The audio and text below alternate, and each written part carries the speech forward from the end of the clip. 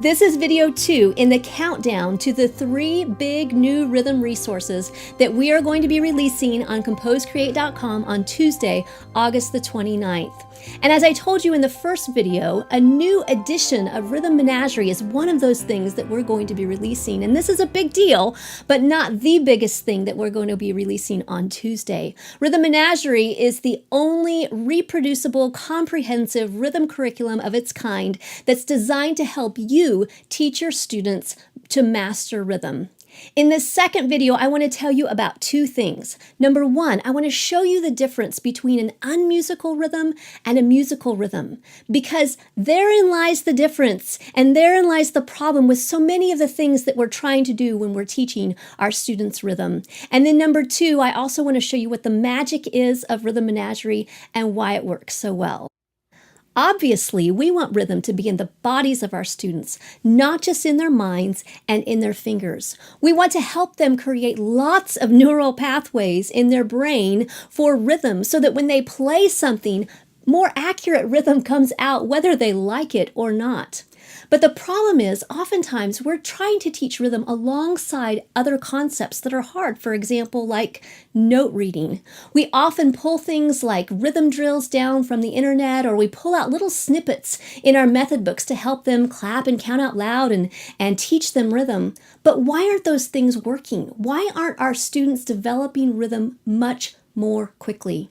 In the first video, I showed you an unmusical rhythm drill because a lot of these things are very unmusical, and that's the problem. So I showed you this unmusical rhythm drill, and today what I want to do is show you that in contrast to an actual musical rhythm drill, one that's found in Rhythm Menagerie that is catchy, that has a groove, that is musical, and also in addition to teaching the rhythm concept, it also helps to emphasize the idea of meter and metrical accent. So first, let's try this unmusical rhythm one more time. Ready? 1, ready, go.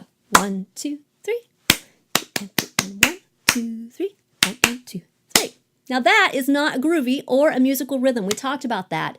And when we give that to our students, they are not going to want to practice because it doesn't have any kind of natural groove to it. It's not musical. And when we give things like that to our students, we end up unintentionally destroying their desire to practice. We sort of destroy the idea that rhythm is a fun thing to practice anyway. It leaves them bored. It leaves them completely unmotivated and frustrated, and eventually leaves them feeling defeated because they're still working on rhythm concepts after years of study. So now let's try a musical rhythm. Try this with me. Ready? 1, 2, 3, 1, ready, go. 1, 2, 3, and 1, 2, 3, and 1, 2, and 3, and 1. Do you feel the difference?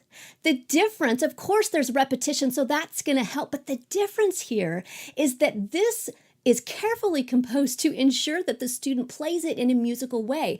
The first beat is going to naturally be accented because it's a quarter note, and then the third beat is automatically going to have to be lighter in order to get into the first beat of the next measure, making the next measure nice and strong and accented like it should be. So you end up with this natural musical accent, 1, 2, 3, and 1, 2, 3, and 1, 2, and 3, and 1, that is automatically going to be more musical. That's what I mean by the difference between an unmusical and a musical rhythm. Well, there should be a rhythm curriculum that's designed around these principles of making rhythm musical and teaching it in that way. And that's what Rhythm Menagerie is.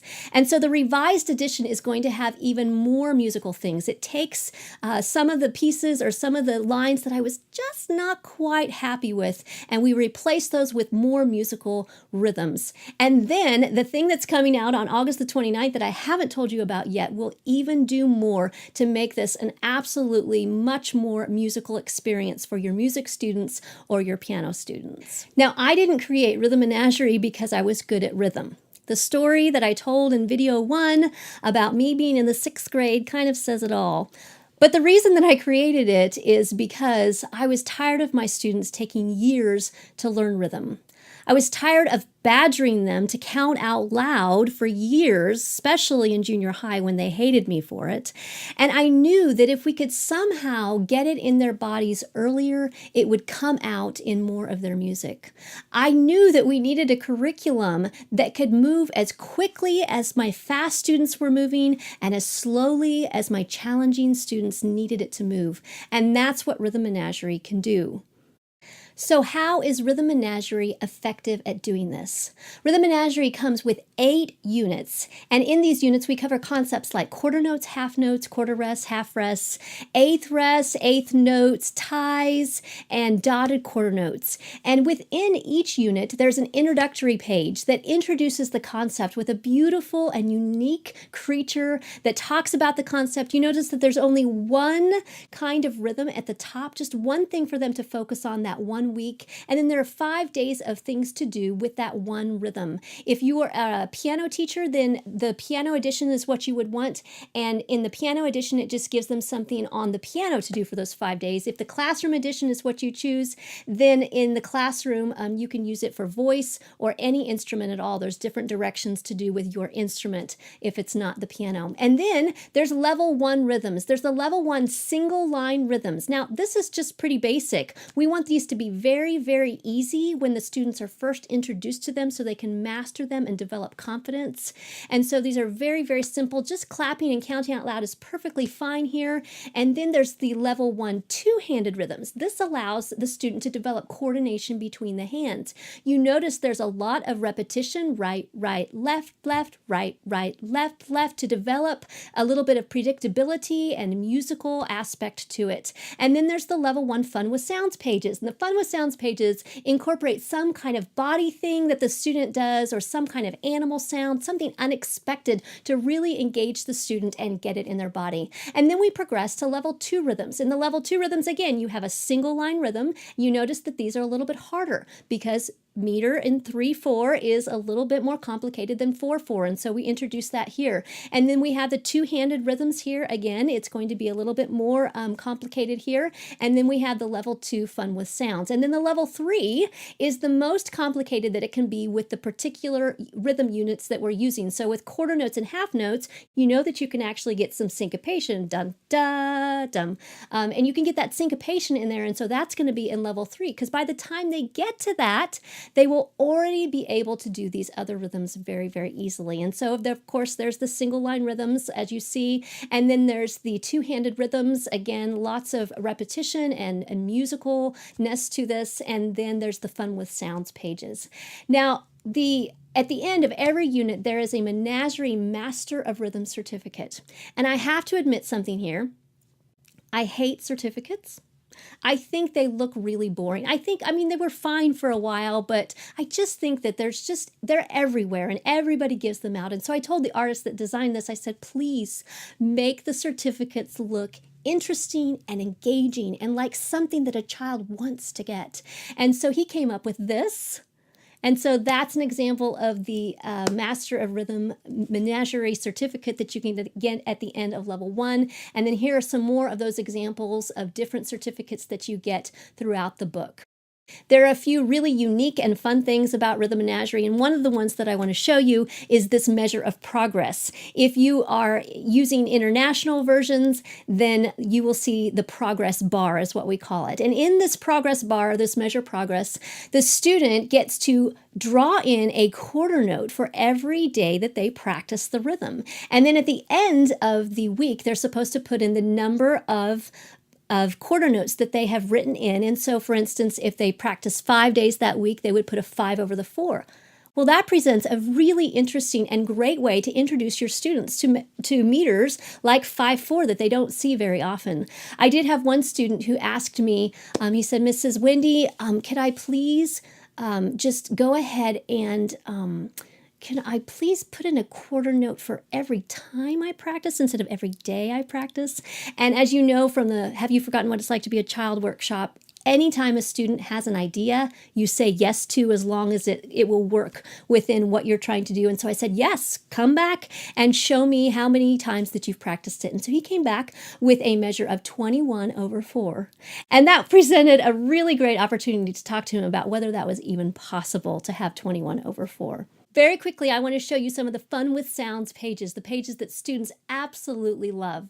So some of these actually incorporate some kind of animal sound in them. Others of them incorporate some kind of animal antic to do with your body that gets it in more than just their fingers. The first one I want to do for you real quickly has to do with whole notes. You know, the problem with teaching whole notes, especially to piano students, is that they just sit there after they play a whole note, and getting them to hold a whole note is just excruciatingly hard.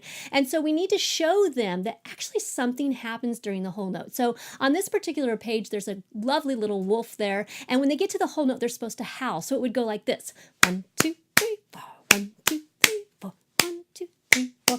Oh! And you would go on from there. On another page, this page has a giraffe that's trying to touch his toes. And so on the X's, the student has to reach down and touch their toes. Now, you may not want to do this at piano lessons, or you could do it sitting down or something like that if you don't want to, but the students love it. So here we go like this. I have to try this a little bit slower. Ready? 1, 2, ready, go. Toes, dum, dum, and toes, dum, dum, and bump, bum, bump, toes, dum, dum. On another page, this is often a student's favorite page. This is about a gorilla on this page. And in this page, they don't have to count out loud. They actually beat their chest and make monkey sounds and ape sounds. And it's just a riot if you do it with a whole room full of kids. They absolutely love it. So here's how that would go. Excuse my gorilla sounds. It would go 2, 3, 4.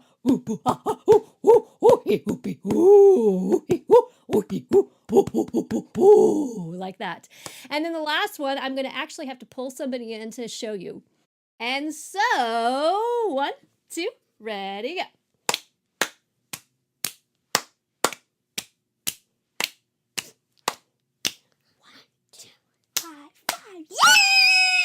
So as you can see, Rhythm Menagerie is tons of fun. And what's coming out on August the 29th, in addition to the new edition and more musical edition of Rhythm Menagerie, is going to be even more fun, even more musical, and even more engaging. So be sure to download your free sample of Rhythm Menagerie on this blog post, or go to this URL that you can see on your screen right now, and you can download that. And then mark your calendars for August the 29th. It's a Tuesday, so that you can see the never before seen or heard new resources.